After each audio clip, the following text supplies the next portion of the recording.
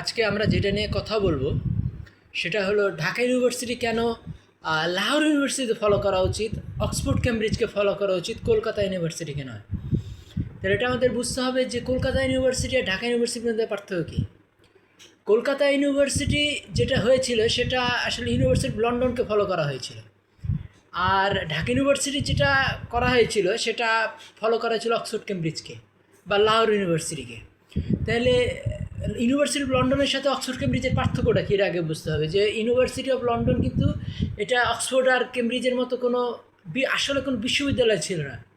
University of London ছিল একটা অ্যাক্রিডিটেশনাল university যেটা খালি স্বীকৃতি দিত যে এরা অন্যান্য কলেজকে একটা স্বীকৃতি দিত, যেমন আমাদের ন্যাশনাল ইউনিভার্সিটি জাতীয় বিশ্ববিদ্যালয় তো আসলে কোনো বিশ্ববিদ্যালয় না, এটা একটা প্রতিষ্ঠান যেটা বিভিন্ন কলেজকে স্বীকৃতি দেয়, পরীক্ষা টরীক্ষা নেয় আর স্বীকৃতি দেয়, কিন্তু নিজে তো শিখায় না।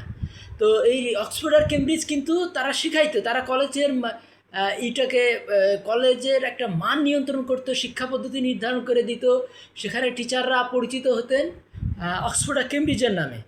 অক্সফোর্ড ও কেমব্রিজের ভিতরে অনেক কলেজ আছে, কিন্তু তারা অক্সফোর্ড যেমন King's college, Trinity college, McDonald college, ঠিক আছে, এরকম বিভিন্ন কলেজ আছে অক্সফোর্ড ও কেমব্রিজের মধ্যে।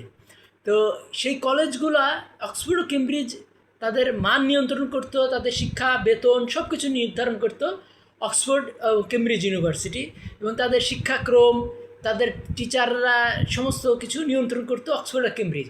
কিন্তু ইউনিভার্সিটি অফ লন্ডন বা লন্ডন ইউনিভার্সিটি তো এই লন্ডন শহরের ওই সব কিছু নিয়ন্ত্রণ করতো না, তারা খালি পরীক্ষা নিত এবং তাদের সার্টিফিকেট দিত। এটা অ্যাক্রিডিটেশনাল ইউনিভার্সিটি বা স্বীকৃতি প্রদানের মতো ইউনিভার্সিটি, যেটা আমাদের ন্যাশনাল ইউনিভার্সিটি যে সমস্ত পরীক্ষাগুলো নেয় এবং ওই খাতাগুলো কাকা বিভিন্ন টিচারের কাছে পাঠাই দেয় এবং একটা সার্টিফিকেট প্রদান করে। কিন্তু এটা কিন্তু কোনো কলেজের সাথে ওতপ্রোতভাবে জড়িত না, যেটা একটা ঢাকা ইউনিভার্সিটি বা লাহোর ইউনিভার্সিটি জড়িত।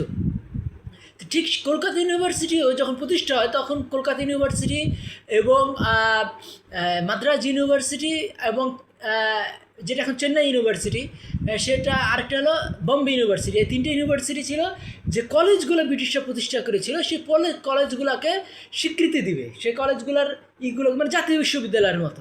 তো সেই হিসাবে আমাদের ঢাকা ইউনিভার্সিটিকে প্রাচ্যের অক্সফোর্ড বলা হয়তো কী জন্য, কারণ এটা অক্সফোর্ড ইউনিভার্সিটিকে ফলো করে, এটা অক্সফোর্ড ইউনিভার্সিটির গঠন কাঠামো ফলো করে, কিন্তু Kolkata university Oxford university follow করতো না। কলকাতা ইউনিভার্সিটি ফলো করেছে ইউনিভার্সিটি অফ লন্ডনকে বা লন্ডন ইউনিভার্সিটিকে ফলো করেছে, যেটা একটা অ্যাক্রিডিটেশনাল ইউনিভার্সিটি, যেটা সে টিচিং ইউনিভার্সিটি না। কিন্তু তাহলে এইখানে প্রথম টিচিং ইউনিভার্সিটি কোনটা ছিল, এই জিনিসটা আমাদের বুঝতে হবে। যে এই হিন্দুগুলার বেশিরভাগ গায়ের রং বা ধর্মটা অনেকখানি রিমোট ছিল, খ্রিস্টানরা বুঝতো না। মুসলমানদের সাথে তাদের প্রায় 400-500 বছর ক্রুসেড ছিল, পাশাপাশি প্রতিদ্বন্দ্বী সভ্যতা ছিল, মুসলমানদেরকে ব্রিটিশরা বুঝতো। আর এই পাঞ্জাবের অর্ধেকের বেশি ছিল মুসলমান, আর পাঞ্জাবিদের গায়ের রং ব্রিটিশদের কাছাকাছি। তো এই প্রথম যে শিক্ষা এই অক্সফোর্ড কেমব্রিজকে ফলো করে তারা ইউনিভার্সিটি বানিয়েছে, এটা কিন্তু কলকাতাও না, চেন্নাইও না, মুম্বাইও না, এটা প্রথম যেটা বানাইছে সেটা লাহোরে 1882 সালে প্রথম তারা একটা শিক্ষা মানে ওই অক্সফোর্ড কেমব্রিজ মডেলের যে ইউনিভার্সিটি সেটা কিন্তু লাহোর ইউনিভার্সিটি। তো এই পাঞ্জাব ইউনিভার্সিটি অফ পাঞ্জাব, তো ইউনিভার্সিটি অফ পাঞ্জাব যেটা ভারতের সবচেয়ে পুরান টিচিং ইউনিভার্সিটি, এটা কিন্তু ওই অক্সফোর্ড কেমব্রিজকে ফলো করে বানানো হয়েছিল এবং সেইটাকে ফলো করে ঢাকা ইউনিভার্সিটিকে বানানো হয়েছে। কাজে এই জিনিসটা আমাদের বুঝতে হবে যে ঢাকা ইউনিভার্সিটি আর কলকাতা ইউনিভার্সিটির মধ্যে বেসিক ডিফারেন্স আছে, কোয়ালিটির ডিফারেন্স আছে এবং কোয়ান্টিটির ডিফারেন্স আছে, সময়গত ডিফারেন্স আছে, সব কিছু ডিফারেন্স আছে। কারণ প্রথম ইউনিভার্সিটি হলো কলকাতা, মুম্বাই আর এই চেন্নাই ইউনিভার্সিটি বা কলকাতা, যে এস্টাবলিশমেন্টের সময় নাম ছিল কলকাতা ইউনিভার্সিটি, বোম্বে ইউনিভার্সিটি আর মাদ্রাজ ইউনিভার্সিটি। এই ইউনিভার্সিটিগুলো কিন্তু 1858 সালে তৈরি হয়েছে এবং তারও প্রায় 20-25 বছর পরে তৈরি হয়েছে, 57, 67, 77, তাহলে 25 বছর পরে তৈরি হলো এই 1882 সালে তৈরি হলো কোথায়, লাহোরে, ইউনিভার্সিটি অফ লাহোরে। তা ইউনিভার্সিটি লাহোর তো না, এটা না, ইউনিভার্সিটি পাঞ্জাব। তো ইউনিভার্সিটি পাঞ্জাব এটা কিন্তু ছিল, এর নাম কি বলে, একটা ফুল ফ্লেজ ইউনিভার্সিটি ছিল অক্সফোর্ড ও কেমব্রিজের মডেলে, এবং সেটাকেই ফলো করেছে 1821 সালে, তারও প্রায় 40 বছর পরে কোথায় হলো এই ঢাকা ইউনিভার্সিটি, যেটা এটাও একটা রেসিডেন্সিয়াল ইউনিভার্সিটি ছিল, যার শিক্ষা মানে অক্সফোর্ড কেমব্রিজের মডেল অনুসারে তৈরি হয়েছে। তো কাজে এই জিনিসটা আমাদের বুঝতে হবে যে আমরা লাহোরকে ফলো কইরা বা অক্সফোর্ড কেমব্রিজকে ফলো কইরা এই ঢাকা ইউনিভার্সিটি প্রতিষ্ঠা হয়েছিল, যেটা একটা শিক্ষা ইউনিভার্সিটি। এবং এখানে আরেকটা জিনিস বোঝার আছে যে এই ডিরোজিওর সাথে যে আমরা কলকাতায় ব্রিটিশদের আদর্শ এই ডেভিড হেয়ার বলি, উইলিয়াম কেরি বলি, এই আর এই ডিরোজিও বলি, তারা কিন্তু কেউ থমাস ওয়াকার আর্নল্ডের মতো জ্ঞানী লোক ছিল না। যদি আমি বঙ্কিমের কোনো গুরু বলি, কোনো ব্রিটিশকে আমরা বঙ্কিমের গুরু হিসেবে জানি না। তাহলে বঙ্কিম অনেক ক্ষেত্রেই সশিক্ষিত ছিলেন, কিন্তু যেটা আল্লামা ইকবালকে বলা যায় না। আল্লামা ইকবাল একজন গুরু ছিলেন, তিনি একজন ব্রিটিশ লোক, তিনি হলেন থমাস ওয়াকার আর্নল্ড। তো থমাস ওয়াকার আর্নল্ড প্রথমে তিনি আলিগড়ে শিক্ষা দিতেন, তারপরে তিনি চলে গেলেন পাঞ্জাব ইউনিভার্সিটি। তাহলে এই যে ব্রিটিশের দেশে আসতো, এরা কিন্তু অনেকখানি স্বাধীন ছিল, তারা মাস্টার ক্লাস, আর আমরা ছিলাম সার্ভেন্ট ক্লাস।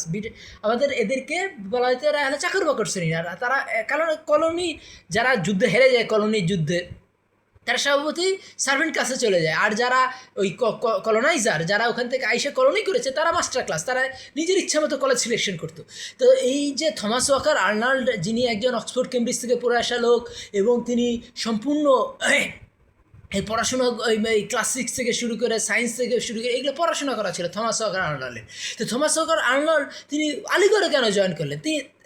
তারা এই ওখানকার যারা জ্ঞানীগুণী, তারা ইচ্ছা স্বাধীনভাবে তারা কলেজগুলো চুজ করতেন। তাহলে তিনি চয়েস করলেন, কোথায় চয়েস করলেন? প্রথমে চয়েস করলেন এই নাম কী বলে, আলিগড়। আলিগড় থেকে তিনি চলে গেলেন পাঞ্জাবে, ইউনিভার্সিটি পাঞ্জাব বা লাহোর গভর্নমেন্ট কলেজ, ওইখানে তিনি পড়াইলেন। কেন পড়াইলেন?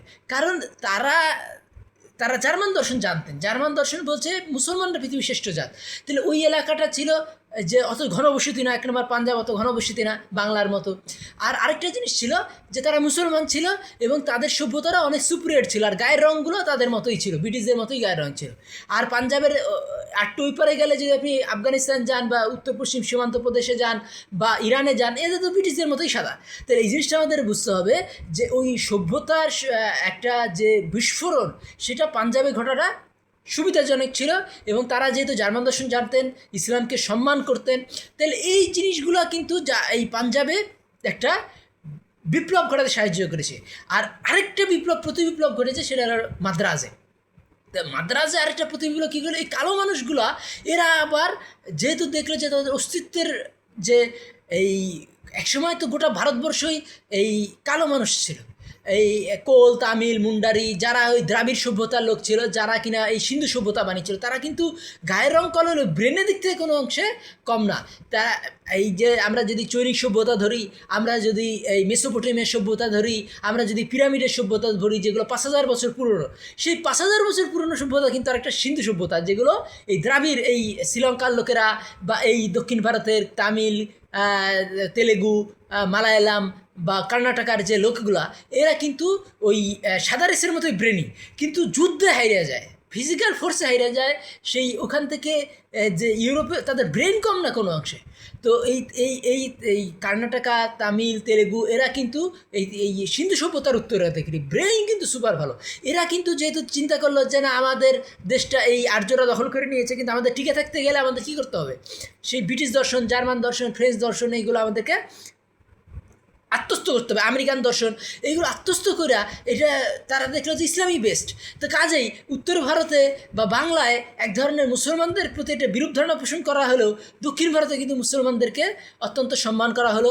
এবং দক্ষিণ ভারতে টিপু সুলতানকে সম্মান করা হয় প্রতি লোকে, এবং আর মুসলমানরা যেহেতু কালোদের সম্মান করে, তো কাজেই মুসলমান এবং এই দ্রাবিড় গোষ্ঠীর মধ্যে একটা অ্যামালগামেশন তৈরি হলো, একটা সংকর তৈরি হলো, যে সংকটটা ভারতের নতুন জার্মানি তৈরি করলো। তার ফলে হলো কি, তারা এই নোবেল প্রাইজও, তামিলরা 3টা নোবেল প্রাইজ পেলো, তারা 200 কোটি বাজেটে মুভি করে 1000 কোটি টাকা ইনকাম করে, ফলে তারা উত্তর ভারতের প্রায় ডাবল তাদের পার ক্যাপিটা ইনকাম হয়ে গেল, আর বাংলার থেকেও 3 গুণ পার ক্যাপিটা ইনকাম হয়ে গেল।